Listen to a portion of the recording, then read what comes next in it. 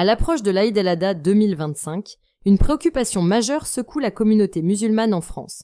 Le prix des moutons connaît une hausse sans précédent.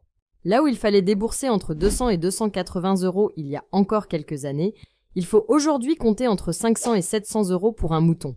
Une augmentation spectaculaire qui frappe de plein fouet les familles modestes.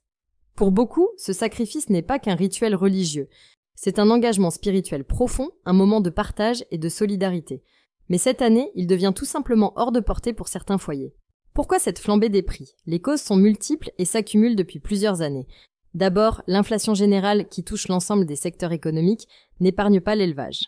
Le coût des céréales a explosé, celui du carburant aussi, et avec eux, toutes les charges liées à l'élevage des ovins ont été revues à la hausse.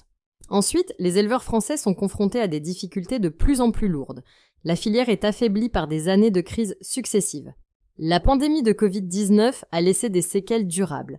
Interruption d'activité, hausse des coûts de logistique, raréfaction des transports spécialisés. Tout cela impacte directement les prix affichés aujourd'hui sur le marché. À cela s'ajoutent des réglementations sanitaires plus strictes. Entre les contrôles vétérinaires, les normes d'abattage et les coûts liés aux installations, les professionnels doivent répercuter ces charges sur le prix final des bêtes.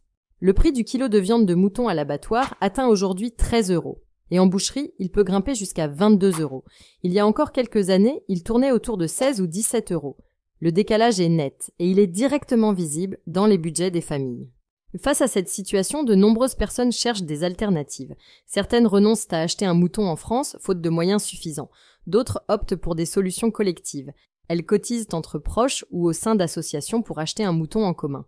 Des projets de partage communautaire émergent un peu partout, visant à maintenir la tradition tout en réduisant les coûts. Il y a aussi ceux qui se tournent vers des options à l'étranger. Envoyer de l'argent à un proche dans un pays d'origine pour faire réaliser le sacrifice sur place devient une solution de plus en plus fréquente. Moins chère, elle permet de respecter le rite sans s'endetter. Pour beaucoup, l'Aïd el-Adha 2025 sera un test de résilience.